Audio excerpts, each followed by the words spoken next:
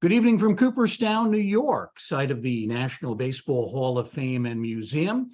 We're very glad you could join us for a special edition of Virtual Voices of the Game with Hall of Fame President Josh Rawitch. We welcome all the members of the Hall of Fame who support us financially and in other ways throughout the year as well. For those of you who don't know me, my name is Bruce Markison. I work in the Hall of Fame's Education Department. It'll be my pleasure to talk to Josh over this next hour about what has happened here in Cooperstown and maybe in a more broader sense, what's happened to Hall of Fame nationally. Over this past year, we'll also preview 2023. We'll talk a little bit about some special initiatives and an interesting appearance by a barnstorming baseball team coming up in September of 2023. But without further ado, we welcome to the Hall of Fame airways, President of the Baseball Hall of Fame, not traveling today, Josh Rawitch. Josh, how you doing?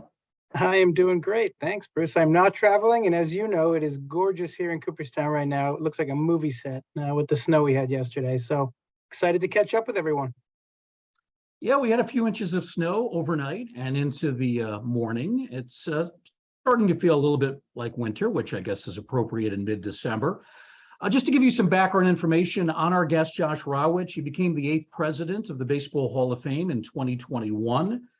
Has worked in baseball for about 30 years now. Way back in 1995, joined the staff of the Los Angeles Dodgers. Later joined the Arizona Diamondbacks, where he moved his way up to senior vice president. Then, as I said, did join the Hall of Fame a couple of years ago, or about a year and a half ago. Also the winner of the prestigious Bob Fischel Award back in 2018, given for public relations excellence. Josh, I want to begin on a lighter note by delving a little bit further into your past. Is this really you at Indiana University? That is, in fact, on the day of my graduation. And oddly enough, when we booked this, I did not realize that Indiana was me playing in the national championship game for soccer, literally at this very moment. So they were going up against Syracuse tonight. And yeah, it was where I met my wife. It's where my whole sports career started. And I guess I look a little younger back in '98, but amazing time in my life. I absolutely love Bloomington. All right, so this is 1998, a year I remember very well. It was a great year for baseball. It doesn't seem that long ago. Nice looking building there in the background. What is that building at IU? So where I'm standing is basically right by what's known as the sample gates. And I think that's actually, at the time, was the admissions office. It may, I want to say, be the journalism school now, but it's a pretty cool, the campus is just gorgeous. That's really what sold me on it when I walked around there. And thankfully, I had a professor my freshman year who told me to send a resume to my hometown team and somehow landed an internship at the Dodgers. And so I kind of have IU to thank for just about everything in my career. You did cross over a little bit with a fellow named Bobby Knight, who didn't leave Indiana until 2 years later, 2000. You ever meet him? I did. I actually worked in the athletic department. My job after his games was to sit at the front of the room during news conferences and type out his quotes, really? Profanities and all. But I also was fortunate enough to take his class, which is called Technique of Coaching Basketball. And it was probably one of the highlights of my entire college career. Wow. I know you didn't play basketball at IU, but did you play anything athletically there?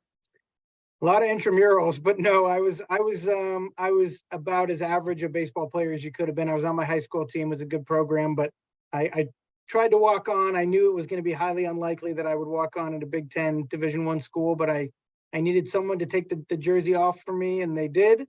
They were happy to tell me I wasn't good enough to play there, and I went on to start working in the athletic department.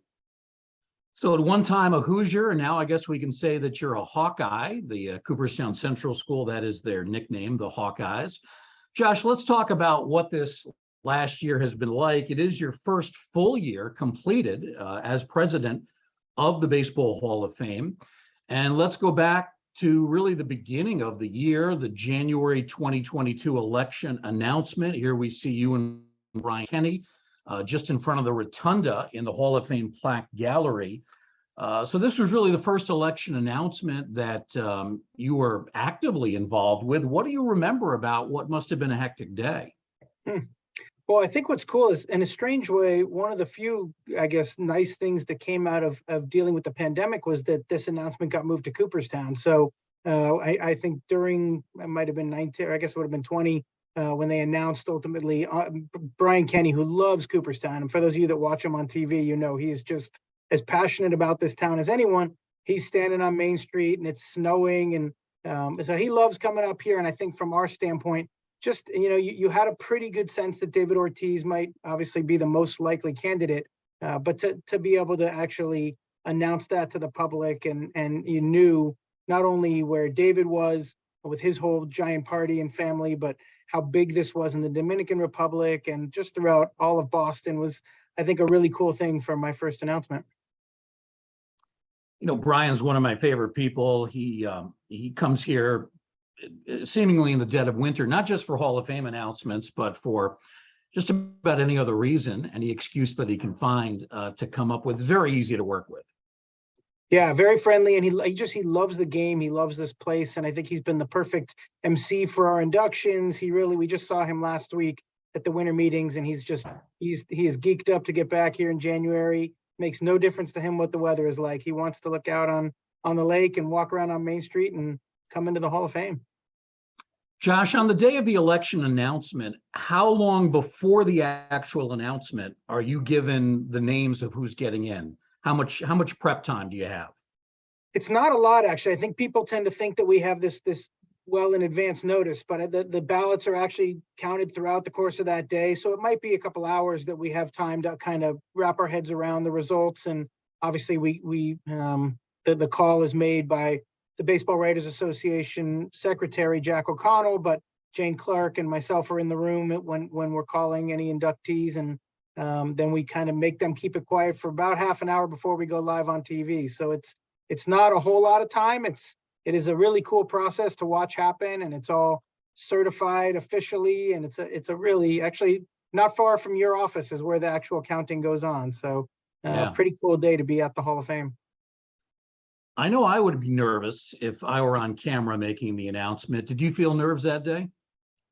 I didn't. What's funny is for whatever reason, I guess when you're not standing in front of the crowd and there's only 7 or 8 people in the plaque gallery as we're doing it, and there's a camera, I'm generally pretty at ease in those environments, and doesn't mean that I don't realize just how important and special it is, but the nerves weren't really there as much as when you're standing in front of a large crowd, I guess.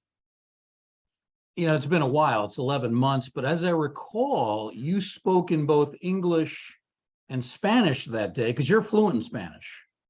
I'm not fluent. I know you also speak it pretty well, but I would say I'm quite good at Spanish, but I'm not sure I'll ever be fluent unless I truly was living it day to day. But from our standpoint, we just thought it was important that down in the DR, where this was going to be such an important day, that they get to hear it in their native language. And that was actually something that I was suggested when I was an intern at the Dodgers.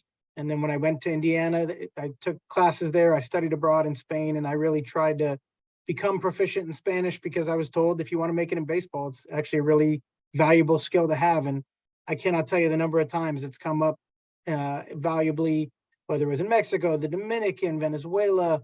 I've just found myself in places over and over, including this announcement, where it was really, really valuable to have that skill. And it was David Ortiz, who, of course, was the sole electee through the baseball writers in January. But prior to that, actually going back to December of 2021, we had 5 other Hall of Famers through the ERA committee ballot, and that included Bud Fowler. Now we fast forward to July of last year, and here you are in much warmer weather attending a ceremony in Frankfort, New York, not really that far from Cooperstown. Tell us about this ceremony. Explain exactly what this happened, why it took place in Frankfort for Fowler. Well, you got to give a shout out to SABR. It was multiple decades ago that the Society of American Baseball Research realized that Bud Fowler's grave was there, not far from Cooperstown, like you said. He actually, I don't know how many people realize, he grew up in Cooperstown. He was born in Frankfort and passed there, but he ultimately spent a lot of his childhood here. And it boggles my mind to think that there was a guy walking the streets that are literally right outside the window here before the Hall of Fame ever existed, and is now honored every day with a plaque in the gallery. And so we went out there when we wanted to just kind of pay tribute to him, and ultimately then brought back Dave Winfield during Hall of Fame weekend when we asked Dave if he would be willing to give the speech on behalf of Bud Fowler, because he really had no family that we could track down. He was incredibly honored. He spent a lot of time researching what to say and do at the speech.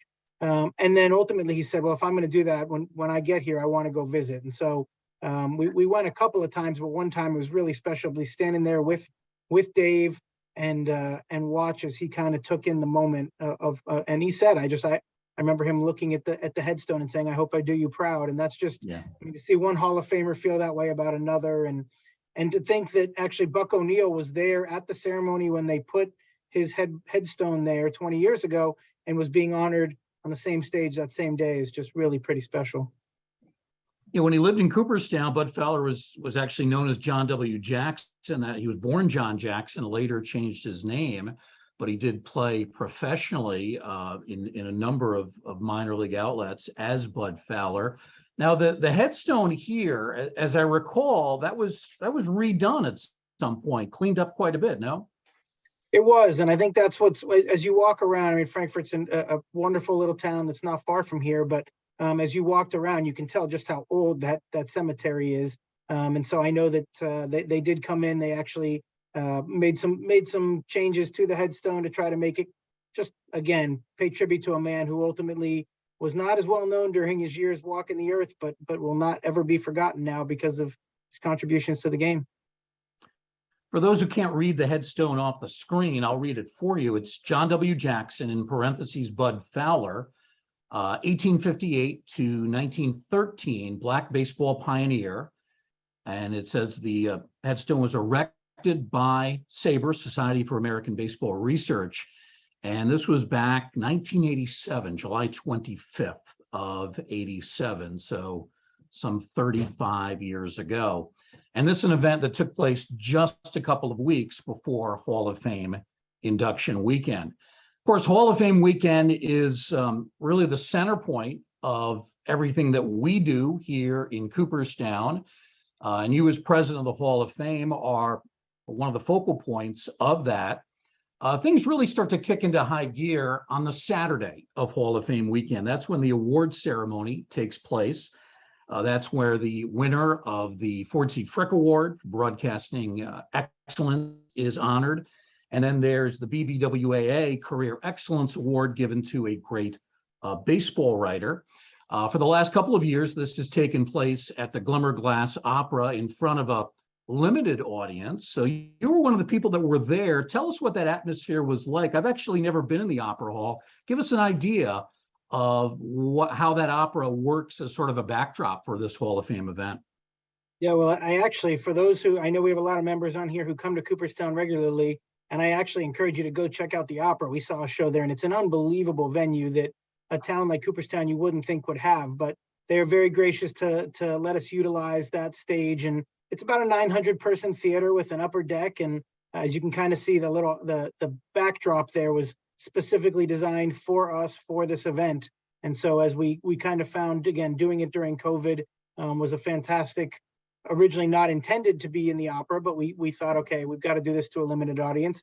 And it was done so well and looked so good that we've continued it. And I think we're trying to find ways to make it more available to people, stream it live, and continue to have a great event. We've got incredible winners this year of the award in John Lowe and Pat Hughes.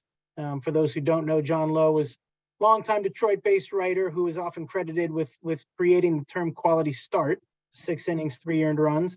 And Pat Hughes is as beloved as it gets in Chicago. So, I think it's a really cool event in this instance where you see Tim Kirkjian's beloved ESPN reporter, and then the granddaughter of Jack Graney, our Frick Award winner this past year. Just an amazing event. And I think, like you said, a great kickoff to the weekend.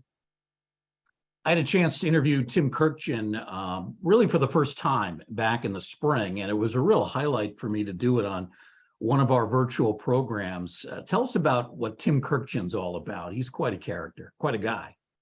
I'll tell you, I mean, he was so moved by winning this award, and it tells you a lot about him that ESPN, which obviously is a 24-hour network, they sent a busload of people from Bristol out to Cooperstown, literally just to see the ceremony, and then turned around and went back because they had to get back on the air later that night. But he is in love with this game as anybody, and I will tell you, he memorized basically a 10-minute speech without missing a beat. And as he went through speech prep the day before, I said, "You don't have your notes with you?" He said, "Nope, I've been going over this in my head for 6 months now."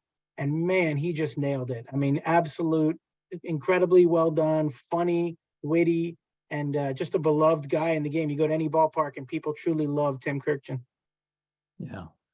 He's amazing. He started his media career as a writer and really made a very smooth transition to broadcasting on ESPN. It's not an easy thing to do. A lot of writers just can't make that transition. For him, I'm not saying that he didn't work at it, but it's really kind of a natural progression. He's just got the right personality for it, and his love of the game shines through. Yeah, I think you actually start to see more of that. Peter Gammons, I feel like, was like the first that started going from writer to TV, and now you see it with Ken Rosenthal and John Palmarosi. I think the knowledge these guys have and ladies have, and the depth of relationships throughout the game, if you know what you're talking about and you can do it on a camera, Tim certainly falls in that category, and we're seeing it more and more these days. Yeah. You mentioned that you had a chance to meet some of the family members of Jack Graney, who was an early pioneer as a baseball broadcaster. Tell us a little bit about what his family thought of his winning the award. Oh, they were so moved by this, and they could not have been kinder. And again, I think he's one of these people that might have been forgotten to history if not for places like the Hall of Fame, where we preserve that history. And you're talking about somebody who was basically the first player ever to face Babe Ruth, the first player to put on a uniform number, and really the guy who pioneered going from playing on the field to being up in the broadcast booth. We all think that's normal nowadays, but people didn't do that back when he did it, and he became a massive voice throughout Cleveland. And so his family was able, his grandchildren, and they were all able to spend a ton of time here, and really, we were happy to be able to honor a pioneer like that, because it was certainly deserving. Also in the photograph is the chairman of the Hall of Fame, Jane Forbes Clark, and then to the right of Jane, in between you and Jane, I believe that gentleman, if I'm not mistaken, is the head of the Baseball Writers Association. Yeah, he was the president last year. Larry Stone, a writer out of Seattle. Yes. So every year they wind up kind of giving the award to the BBWAA member who receives that award. And very importantly, Josh, you're the tallest person in this photograph. That is literally, it's funny you say that. I love that it actually goes in a slope. And I will tell you, it is the only photo I'm only 5'9". So when you see a photo like that, you get a pretty good sense. That doesn't happen very often. Yeah, I don't know who took the picture. It might have been our photographer, Milo Stewart. Did they do this on purpose to make this that gradual progression to the right? I don't think so. I think just dumb luck. And it was a proud moment for me when that photo came out. Yeah, it looks good. Looks good. The next day, the Sunday, the actual induction ceremony, it was really an amazing ceremony in a couple of ways. We had a large volume of Hall of Famers. We had, of course, David Ortiz. We had the 6 members newly elected by the ERA Committee, formerly known as the Veterans Committee. But we also had our largest crowd that we have had in several years. Of course, a lot of that affected by the pandemic. This was really the first induction that you kind of, as a full-fledged overseer of it, you got to be involved, you spoke. Tell us about that experience, what it's like standing at the podium in front of some 35 to 40,000 people. It is definitely one of the most surreal moments of my life, and certainly for anybody who's on here watching this. I mean, we all love the game. So you think about growing up as a kid, and then you're sitting on the stage surrounded by all of your childhood baseball card collection. It's pretty impossible to fathom. But probably more than anything, a couple cool things stand out from that whole experience. One, the staff here. I mean, the fact that they can put on an event of this nature for 35,000 people coming into a town like this when we don't really have an events department. As you know, Bruce, we have one person who's focused on events and everybody else just helps pitch in, and this amazing thing comes together. And to watch that up close was an incredibly proud moment, and just kind of blows my mind that it happens. But then, when you think about the parade, all the things that came back, the various events, the golf tournaments, things that we couldn't do during the pandemic, there was a moment as the parade ended when Harold Baines was walking into the plaque gallery, having come off of the parade truck, and he's walking up towards Jane and I, and he had tears in his eyes, and he's gone through some health challenges, and I think really it was just, you could see the genuine gratitude he had just to be alive and to be a part of this and to see it all happen. And man, it hits you when you think about how much this means to people like him, how much it means to the thousands lined on the streets, how much it means to me, how much it means to you. It's just it's a pretty special event to be a part of. There were a lot of great moments at the ceremony with all these speeches, of course, mixed in.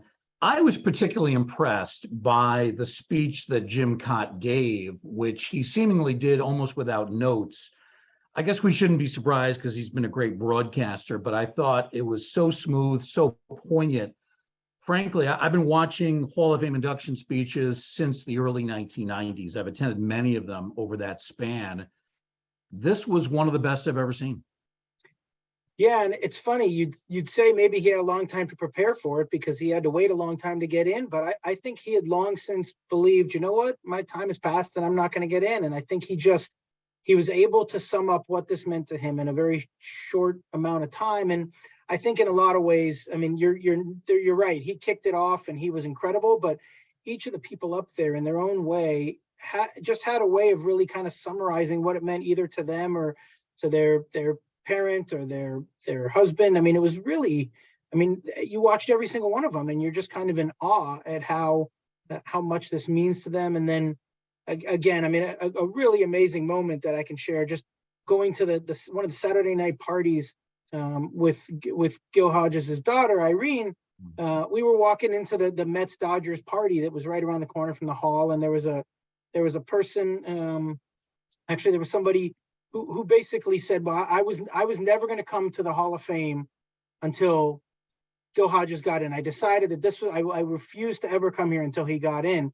And standing with me was actually Tom Seaver's daughter. And she said, well, this has meant so much. They both wind up in tears, like hugging each other and crying. And you're just like, these are two strangers who had never met until 5 seconds ago. And the fact that Gil Hodges has gotten in and Tom Seaver's daughter obviously was kind of coming to grips with her own father's loss. It was just these powerful moments that there's a lot of tears on Hall of Fame weekend, and they're tears of joy, tears of sadness, but just, I think in Jim Cott's case, tears of elation that he finally made it into the Hall of Fame.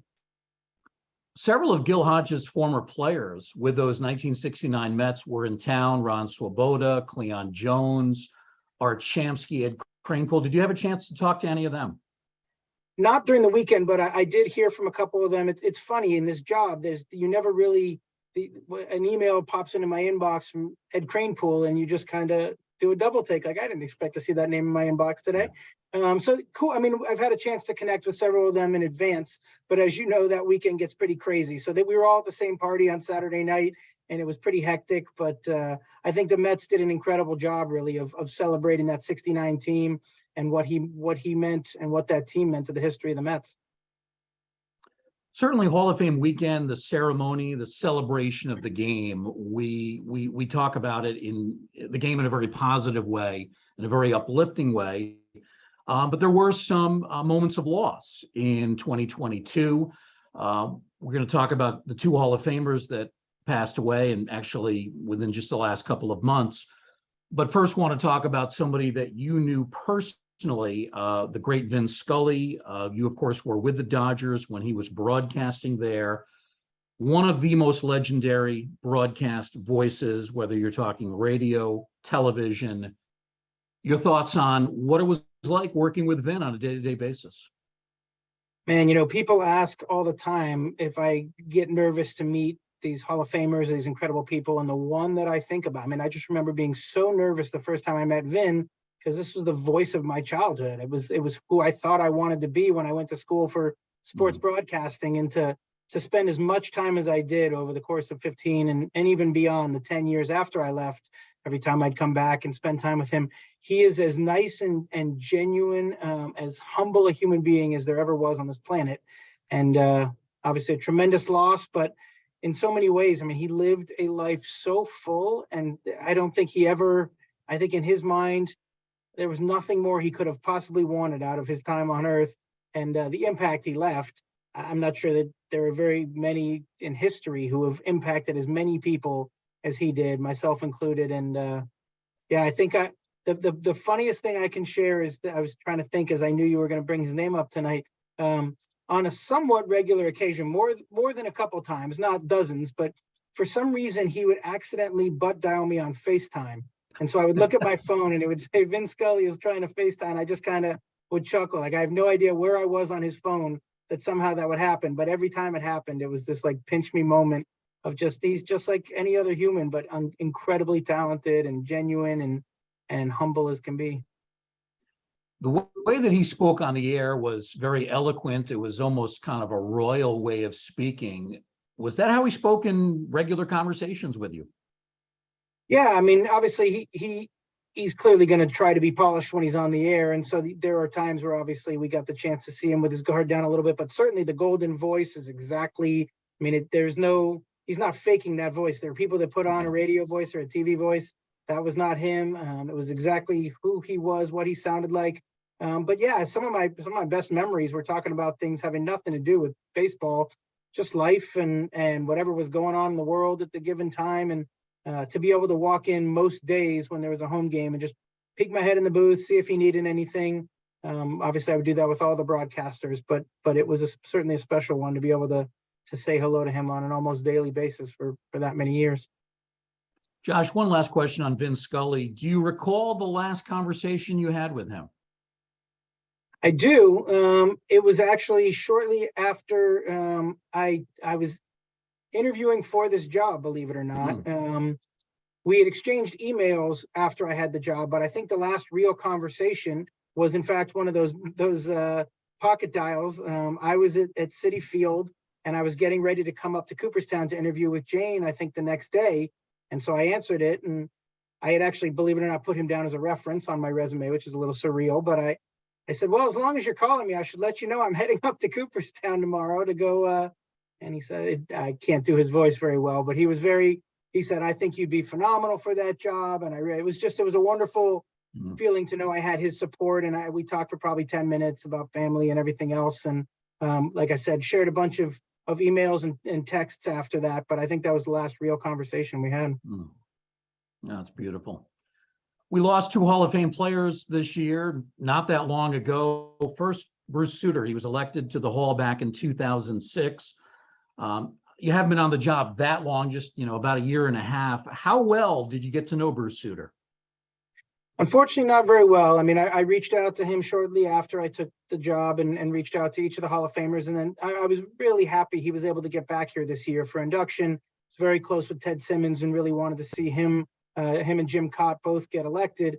So I got a chance to speak with him just a little bit in July, but I was fortunate enough to go with Jane to the funeral and really get to meet his family. And in my mind, I think of my childhood and all the best closers. It was him and Lee Smith and Eckersley and Raleigh. And it was kind of weird. Earlier today, we were in a meeting actually in the Bullpen Theater, for those who are familiar with the theater here. And I looked up on the wall, and it's the Bullpen Theater, so it's got pictures of relievers all over. And I'm literally staring at a photo of him and balls coming at me. And I shot a quick note to his son and just said, hey, you know what? Thinking of your dad and want to see how you guys are doing. So it's a pretty, unfortunately didn't get to know him very well, but honored to be able to connect with the family. And as we tell them, once they're in the Hall of Fame family, them and their family are in it forever. So we'll continue to stay in touch with Jamie and the kids and grandkids and honor his legacy. I never had a chance to meet him or interview him, but I've heard so many people talk about what a humble guy he was. He didn't really like to talk about himself, extremely modest. Yeah, that came through quite a bit in the funeral. Everybody that spoke mentioned his humility and a lot of people mentioned his humor and his wit. Apparently, he was quite a funny guy. Unfortunately, I never got the chance to experience it, but there were some pretty funny stories told, and you could just see the impact he had on other kids in the community, people he had coached. It was a really special service, and I think they did a great job of honoring his memory. The other Hall of Famer we lost, I did have the privilege of meeting him, interviewed him for a membership type program. It was for supporters of the Hall of Fame, and I interviewed him probably 3 or 4 years ago in the Bullpen Theater, and had a lot of fun talking to the great Gaylord Perry. Tell us about Gaylord.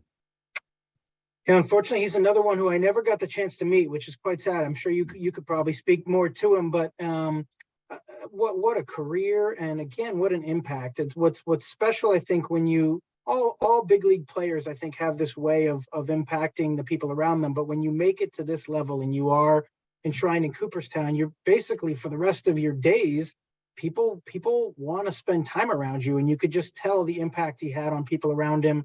People in the office here talk about him showing up and being Santa Claus at the holiday party. I mean, that's amazing. Like, who gets a holiday party with a Hall of Famer in a Santa Claus outfit, other than the Hall of Fame itself? So, unfortunately, we were not able to attend his funeral. It was actually the same day as our era committee vote, just this on the Sunday that we just had. But my predecessor, Jeff Idelson, and some other former employees were able to join and pay their respects on behalf of the Hall. And yeah, truly a beloved Hall of Famer. I remember that Christmas party. It was at the Otis Saga, and I remembered Gaylord dressing up as Santa. I think it was arranged by then Hall of Fame President Dale Petrosky. I'm not sure how he got Gaylord Perry to do it, but Gaylord seemed pretty happy to be there. Yeah, that's what everybody says. He was just, I've talked quite a bit with Ken Meifert, our vice president of development and sponsorship, and he talks a lot about taking Gaylord to various areas and events over time, and just an incredibly genuine person, makes people laugh, and certainly going to be missed. We're thinking of his whole family right now as well. One of the things that people may not realize is how much traveling you've done during the year with COVID restrictions having been lifted, probably latter stages of 2021 and throughout 2022. You've been on the road a lot. And I know one of the highlights for you was the opportunity to go to the World Series, to be in Houston, to be in Philadelphia. Tell us what it's like being in a city that's hosting a World Series game. That must be remarkable. It really is. And unlike a Super Bowl or something where you have years and years to plan, I mean, you're basically just finding out 3 days before it starts, sometimes the day before it starts, that you're going to host it. And there's just a vibe in the town where no matter where you go, everybody's talking about this one thing. It was really pretty cool. We were in both cities, like you mentioned. Obviously got to see a no-hitter in Philadelphia, which is, it just simply doesn't happen other than one other time in the history of the World Series.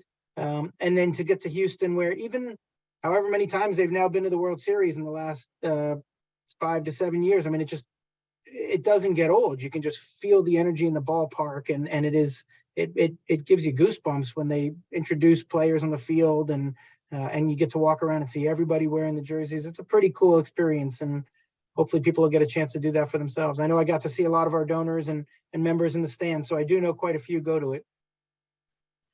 I love this photo that I was able to find. Our Vice President, John Shestakovsky's on the left, holding Dusty Baker's jersey. Of course, that's Dusty in the middle. That's you on the right. Was this the day after the championship, or was it later that evening? That was literally with probably an hour after the last out. We as people probably know, we get a chance to go into the clubhouse and we witness the celebration. And then once it starts to die down, we'll talk to individual players or other participants about donating artifacts. And so I literally, as Dusty was in his office, I kind of wandered in there and I got a chance to ask him whether he would be willing to donate the jersey we had already coordinated through the team. But you can see in one of my hands is the wristbands that he wore. If you remember the old school 1980s wristbands with the players' faces that like Eric Davis and Ricky Henderson, those guys would have. And then in my other hand is a box of his toothpicks. And we were, last year we were thinking, we got Jock Peterson's pearls, and Shesta and I were thinking, what could we do that would be kind of unique this year? And we came upon asking him for some of his famous toothpicks. And Dusty's just such an amazing guy. I got to know him in 2002 when I was actually a reporter covering the Giants for a year. And you can't help but be happy for that guy and root for that guy, and happy to see him win it. And actually, all of those artifacts and the others, as you probably are aware, that we're going to have the Autumn Glory exhibit opening up at the end of this week or early next. So for Astros fans or anybody else, come check it out. We'll have all the new stuff up within the next 4 or 5 days. Talk further about the acquisition of artifacts during the series. Typically, you and John Shostakofsky are there for the games. How does it work? Who do you approach? Do you approach after each game somebody, or do you wait until the end of the series? Give us an idea what that process is like. Sure. Well, we generally wait until the end of the series. In this instance, we knew that in one case we had the no-hitter, so it was in that very moment I went into the booth and asked John Smoltz for his scorecard, and Shesta went downstairs and got an autographed baseball by all the pitchers that participated. And so if there's a major moment like that, I think when the Phillies had their game where they homered, I can't remember how many times it was, but we asked Alec Boehm in that moment if he would donate something, because when you don't know if they're going to win or lose, you may try to get it. But everything else that we got pretty much happens. We'll keep a running tally of what are some of the things that help us tell the best story about the World Series. And you don't want to have too many bats or too many hats or too many jerseys or too many cleats. And so we tried to kind of come up with a list. And then when the game ended, we split up. And as you mentioned, I think because of my language skills, I tended to go to some of the guys that spoke Spanish, or if I had an existing relationship with somebody. And then ultimately every guy, I think, wants to have their stuff in Cooperstown. They know what it means to be asked to have an artifact there. So it's very rare you ever ask somebody, can we put this in the Hall of Fame and preserve it for the rest of the time, that they're not more than willing to do it. Let's talk about a couple of other events that took place, maybe didn't get the publicity of a World Series or an induction ceremony. But I was at this very nice event. This was Veterans Day in the Hall of Fame Plaque Gallery, when the military medallions for Gil Hodges and Buck O'Neill were officially installed. I know you had a chance to speak, and I really got a sense you were pretty moved by this whole ceremony. Yeah, I mean, when we had someone singing the national anthem and just absolutely nailed it, I was literally had chills standing in that spot listening to the national anthem, and I've heard it thousands of times in my life. So yeah, it was pretty special when you're talking about Veterans Day and you've got veterans who are on site. And I wanted to make a special note to mention the veterans who work at the Hall of Fame every single day. It was really pretty cool to be a part of something like that. And I think, there are some people who are probably watching who are aware that we've got a ship, the USS Cooperstown, that will be commissioned in the upcoming year, that we got to spend some time on earlier this year and spend some time around the sailors on that ship. I mean, it is hard not to be moved when you see the service and the sacrifice that they're all making. And during the month of November, we actually had all veterans in for free, and throughout the year, active duty are allowed into the hall for free. And I think it's important to us that we don't just say we appreciate it, but that we actually do something about it. And I think we're all looking forward to when we commission the USS Cooperstown, which is named after all of those like Gil Hodges and Buck O'Neill, who left baseball, served their country, and then came back. And in almost every single case had an incredible career after being gone for a couple of years. It's pretty hard to fathom. Yeah, we hear so often about, Bob Feller and Ted Williams, but many other Hall of Famers, over 70 at this point, did serve in the military at wartime, various wars over the years. And then our last event, a major event of 2022, the recently concluded Contemporary Era Committee ballot, which was announced just over a week ago. You actually get to sit in on the meeting. Tell us about your role, what it's like that day. You were at the winter meetings when this happened. You were in the room. What's your role that day? Well, it's really there to clarify any rules. I don't have a vote. I don't really speak very much. It's mostly if someone has a question about how to incorporate the criteria or what kind of simple things of that nature. But to be a fly on the wall as you're going through each of the names, there's 8 names on the ballot, and each one comes up and each one is discussed. And you're talking about Hall of Famers. You're talking about some of the most revered executives, historians. They're all in a room, and they're all there because they've had incredible careers, and in many cases have actually been enshrined in the Hall of Fame. So to be sitting in there listening to them talk about this ballot or any ballot is is a kind of insane opportunity that not very many people in the world get. But I think I had the brief chance to work with Fred McGriff in 2003 at the Dodgers. He was with us for one season, and I knew what a great guy he was. I mean, he just has an amazing smile. He's a genuinely wonderful person, and to see him get 16 out of 16 votes, that's pretty cool. That doesn't happen very often for a player. Were you the one who called him? No, actually, I was on my way to go announce it on MLB Network. Jane Forbes Clark is actually the one who calls when it's when it's an era committee honoree or electee, Jane calls, and when it's Baseball Writers Association electee, Jack O'Connell calls. But generally speaking, I then get the chance to spend time with Fred the next day. We all went to dinner with him and his wife Veronica, and we just had an amazing time welcoming him to the Baseball Hall of Fame family. It's, as I told him, once you're in forever, and we're going to be spending a lot of time together for the next multiple decades. Did you get the sense he was surprised? You know, I think he didn't want to be let down. So I think deep down he believed he was a Hall of Famer. I know he said earlier this week, you know, you hit 492 home runs and everybody thinks you had a good career. You had 500, you had a great career. I think he knew he had a great career, and he knew he was among the best home run hitters of all time. But he said all month people were calling and telling me I deserved to be in there, and I didn't want to get ahead of myself. But then when the phone call comes, what's amazing, I think one of the funniest things about this, and Jane said to him, can you please keep this quiet over the next 25 minutes or whatever it was, before we don't want this to leak and wind up getting out. So please keep this, don't share this widespread. So he didn't tell his wife. He literally went into the other room and they watched the announcement, and he told us afterward, yeah, I didn't tell my wife. I said, well, you were allowed to tell your wife. Of all the people, we weren't worried about her leaking it. We just didn't want you to go tell everybody that you've known for the last 40 years in baseball. Well, he wanted to do what he was told. He wanted to make it proper, and it worked out really well. I was amazed just looking at his physical condition. Most players put weight on after their careers. He's lost a few pounds. He in my mind, he looks exactly the same as when I worked with him 19 years ago. And I said that, like, how did you pull that off? He actually still works. He said he wakes up every day at 5 o'clock. He does rowing. He does all sorts of things to kind of stay in shape. And I give him a lot of credit. He said one of his knees is balking, but for the most part, he's in pretty darn good shape and plays a lot of golf. And now he's going to be playing a lot at Leatherstocking over here in Cooperstown. McGriff will officially be inducted the Hall of Fame Sunday, July 23rd, 2023, right here in Cooperstown. Josh, one of the things we want to talk about is this year comes to an end. We start planning for 2023.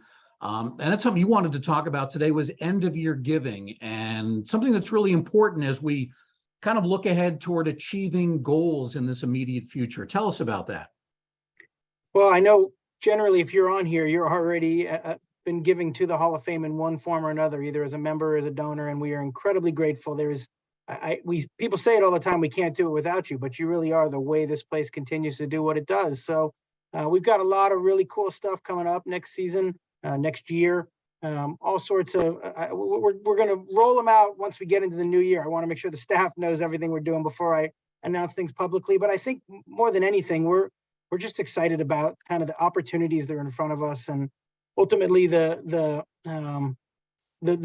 you get the letter, for those of you that may have gotten it already in email, or you get the annual fund letter in the next couple of days via regular mail, you'll see we really made it personal. We talked a little bit about my daughter who's working at the Hall of Fame store here, my son who got to take part in All-Star Village here, and then you talk about what we do here and connect generations. And that's what I think probably has so many people giving their hard-earned money and when they come and visit their time to the Hall of Fame, because they came here with a parent or with a kid. And whether it's Ken Griffey Jr. and senior, or Tim Raines Jr. or senior, or you and your parents or children, I think that's really what we look at, is an amazing place that every single day you walk around these hallways and you see parents and kids spending time together and solidifying the history of the game. And so I think we're really excited. There are a lot of things coming next year. I think you're going to touch on a couple of them in a minute, but hopefully everybody will, if this place matters to you, I just want to say a huge thank you for everything you've done and will continue to do to keep us afloat. For those who want to contribute, make a donation of any amount of money, what's the best way for them to do that? certainly online. We have all sorts of ways, whether it's monthly giving or whether you want to make one single year-end gift. If you go to baseballhall.org, you'll see under the donate area, just like any of the other charities that people do give to, we're a nonprofit, and that's how we survive, is through the generosity of our donors and our members. For the members who are on here, we know a lot of times people came because they might have bought a membership because they were coming with their family, and it may have been a little cheaper to buy a family membership. And 25 years later, they're still giving every year because it matters to them and this place matters to them. And I just think we're very grateful. There's a number of different ways you can get involved if you check out the website. Again, it's baseballhall.org, and go to that at any time, and pretty easy to navigate around the site. In terms of programs, things that are going to be new in not only 2023 and 2024 as well, one of the things that we certainly on the staff hear a lot about is the Black Baseball Initiative. For those not aware, give us a short summary of what this is about. Sure. Well, the last time we opened up the exhibit that's currently called Ideals and Injustices, it was 1997. It was the 50th anniversary of Jackie Robinson breaking the color barrier, and we just passed the 75th anniversary of that incredible moment. So really what we're doing is completely redoing not just the exhibit, but a full-blown initiative that's going to have online components and hopefully traveling components, all sorts of ways that we can really pay tribute to the history of Black baseball and really the experience that Black people have going through baseball. It will be completely different than what some people have come and seen here and come to know and love. And I know you were there this weekend as we met with our visiting curatorial team, and the hard work already that our staff has been putting in for the past year. It takes a while when you walk around the hall and you see any of your favorite exhibits, you probably don't realize how much goes into the studying of the process, what's included. Every word on every label is parsed and thought through. And right now I'm rewatching the Ken Burns baseball series, and I was literally last night just watching the episode that talks a lot about Rube Foster, who's there on the screen. And you really understand just how deep the history of baseball is within Black communities, going back to the very first days the sport was played. And we're just really excited to bring that to people in 2024, right around Jackie Robinson Day of 24. So while the new exhibit is still a little more than a year away, there are going to be some initiatives taking place in 2023. I know we in education are involved with that in terms of educational programs, public programs. So yeah, the exhibit is the centerpiece, but there's also a lot that'll come before that. Absolutely. I think our goal with any of the exhibits that we do is not just to make it kind of a let's open this, cut a ribbon, and then have it happen. I think we want to build up to that moment. We're going to have various events where we'll pay tribute to Black baseball and to this exhibit, whether it's at the All-Star game or other ballparks around the country. There'll be a number of things, and my best recommendation is keep an eye on our social media channels, sign up for our email newsletter, all the ways that you can communicate with us. You'll know what's going on if you're paying attention to us that way. You mentioned the image of Rube Foster on the right. That's Bud Fowler on the left. We talked about him earlier, and I wanted to include Willie Mays, one of the greatest players ever, but also our oldest living Hall of Famer, 91 years of age. Pretty amazing. And I'm hoping I'm going to be in the Bay Area actually for between Christmas and New Year's. I'm going out to see my sister, and I'm really hoping to reconnect with him and just spend some time. I've only had a chance to meet him once or twice in passing, and truly one of the greatest who ever played the game. And just to think about his contributions to the game in so many ways is pretty special. I know there are a number of scholars and historians that have been working on the committee, and they did meet this past weekend in Cooperstown. Are you also planning to reach out to some of the Hall of Famers about this Black Baseball Initiative? That's a great point. We actually have an advisory committee as well. In addition to our curatorial team, we've got about 30 of the biggest names in Black baseball history, whether it was players, executives, coaches, a number of the Hall of Famers who have said, I want to help you guys tell this story properly. And so we jump on a Zoom meeting with them probably every couple months, and then have individual one-off conversations with guys, from Ken Griffey Jr. to Dave Winfield to current Adam Jones, Doug Glanville, Dave Stewart. Just an incredible, whether they're Hall of Famers or not, the stories that they've shared with us are going to help inform this exhibit in a really powerful way. In terms of 2023, we have the election coming up January 24th. That'll be a Tuesday evening. We'll find out who, if anyone, is elected by the Baseball Writers Association of America. We do have Hall of Fame weekend coming up in late July. One other event we need to talk about on a lighter note, I'm really looking forward to this. I think it's going to be a lot of fun. The barnstorming Savannah Bananas are coming to town. The guy on the stilts, the guy who does the split. Tell us about how this came about. I think this is fascinating. Well, I mean, I think for a younger generation of fans, they all know about these guys because they've got 5 million followers across various social media platforms. And they really, for those who don't know, they're essentially the Harlem Globetrotters of baseball. They have created this unbelievable brand of the game that comes with various whatever things like you're looking at on the screen or TikTok dances that they'll do. But once the ball gets put in play, it's baseball. And there's some really cool rules to it. When a ball's hit into the stands, if a fan catches it as a foul ball, it's an out.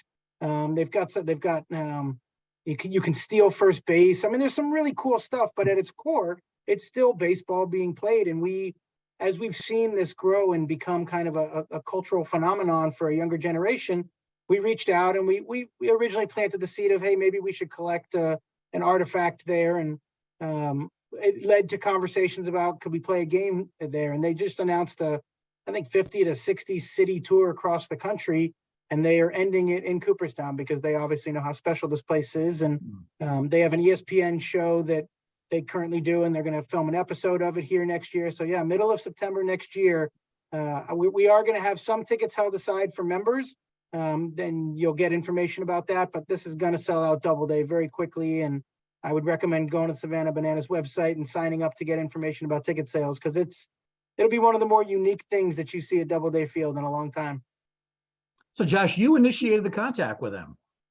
We did. I mean, we've definitely been aware of them for a while, and we just thought, look, what as we look to try to keep this place relevant for everybody. I mean, there's so many things for so many different generations, but the next generation of fan knows exactly who these guys and ladies are and loves them. And so, yeah, we reached out, we talked to them about it, and Jesse Cole, who's their creator and founder and really talented, funny guy, was thinking right around the same lines as us. And before you knew it, we were plotting a date and part of their announcement for they call it a world tour. It's only in the US, but they like to go big. Well, it's like the World Series, right? Exactly. The rest of the way, Josh, we're going to take questions from our audience. We have a number of people who have checked in the chat room. First up, Robert Ewing, who's one of our faithful viewers. Robert wants to know, what is the best and most satisfying part of your job here in Cooperstown? It's really the impact that you have. I've said this probably for the last 20 years, when I was at the Dodgers, when I was at the Diamondbacks. I mean, the things that we do on a daily basis, they are things that somebody else may remember for the rest of their life. People come to Cooperstown, and whether it's the way you're treated by a visitor services staff or a moment you have with your parent, I mean, there's not a whole lot of places in the world you can work where the simplest things you do, someone is going to go talk about with their family for the next 50 years. And I've been fortunate enough to be in a job like that for pretty much my whole career, where the logo that I wear on my shirt ultimately means that much to people that it's just incredibly satisfying to have that happen every single day. Robert also had a follow-up. Any downside at all to the job?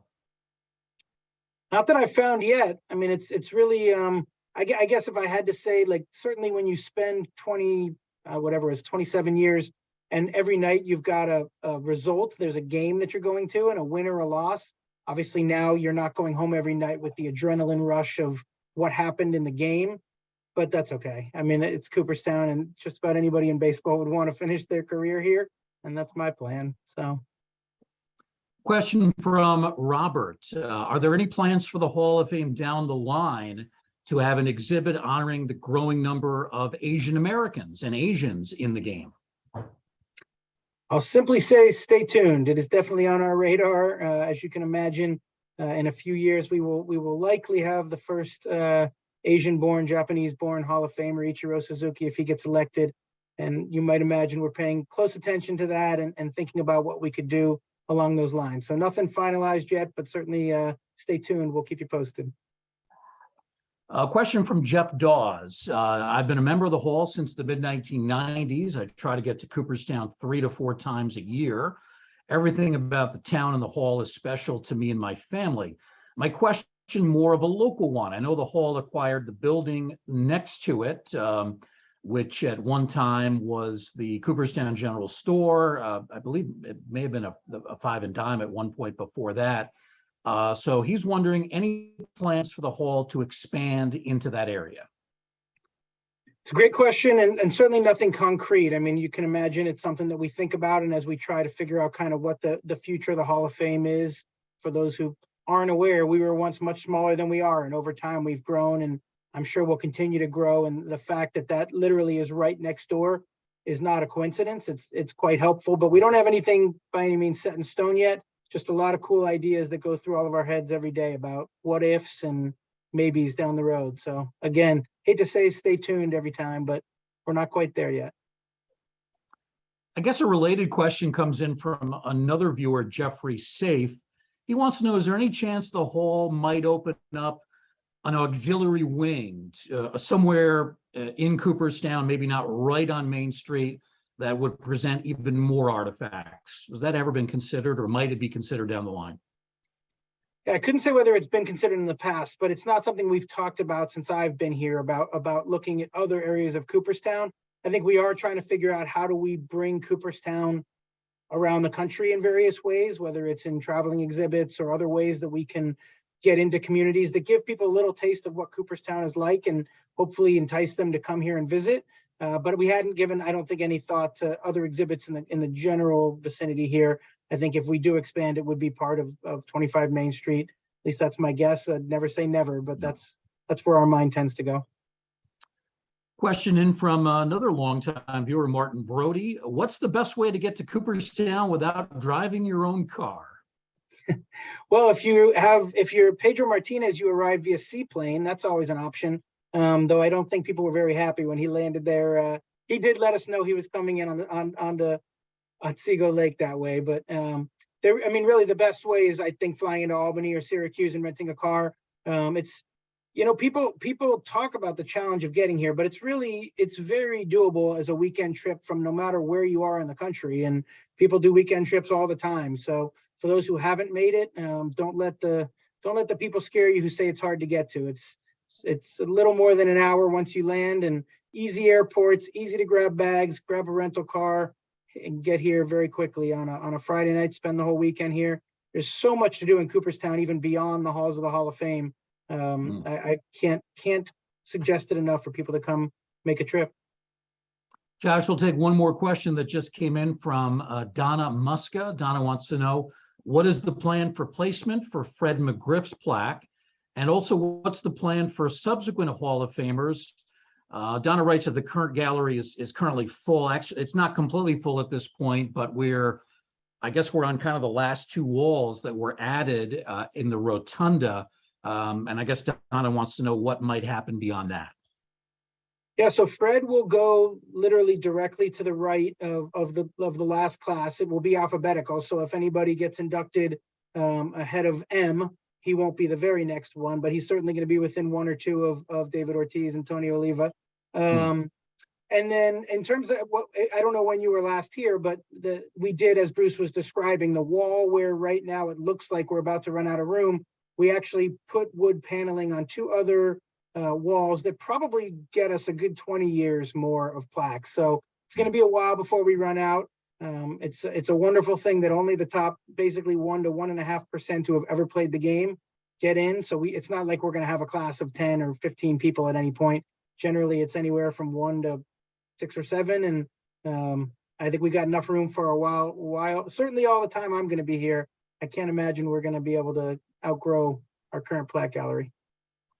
Those who have been to the Hall of Fame and know a little bit about the rotunda, there's walls on either side of the rotunda that are not the curved walls that you see when you first come in, but they're sort of tucked into the corners. And those are the walls that have been opened up. They have wood paneling now, and that's where that probably extra 20 years, maybe a little bit more of plaques will be featured. Again, for those who are watching this program, and we do appreciate members of the Baseball Hall of Fame, for anybody thinking about re-upping with us, and we hope that you do, just go to baseballhall.org, click on join and donate, and then click on become a member. It's very easy to do.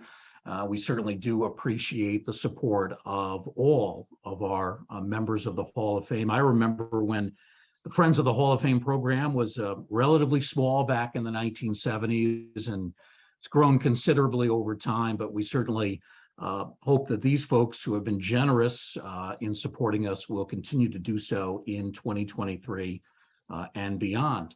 Josh, really appreciate your time. It's been kind of a whirlwind. We tried to cover a lot of topics over this past hour, and we'll be seeing a lot of you in January at the election. So we look forward to that. Likewise, thank you so much for spending time with us, everybody here tonight. And again, can't thank you enough for all that you all do for the Hall and help us. You're the reason this place exists, and it's going to be here for a long time to come. So thank you all so much. Well, we thank you, Josh. Also want to let folks know we do have one more virtual program, at least before the end of the year. And somebody that Josh knows well, it's coming up December 20th, 2 p.m., so it's an afternoon show. We're going to be talking to Ken Kendrick, principal owner of the Arizona Diamondbacks. There's a new book out called The Diamondbacks Collection, and it's featuring a remarkable baseball card collection. He didn't write the book, but certainly did work with the authors, Tom and Ellen Zappala, who have done a number of these beautiful baseball card books.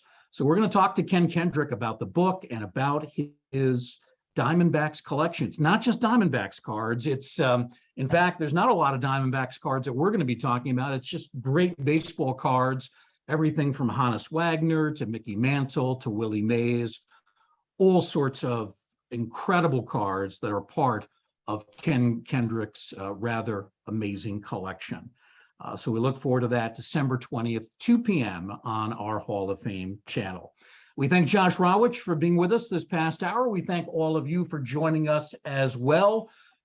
We hope you continue to enjoy the holiday season. Have a great day, everybody. Take care.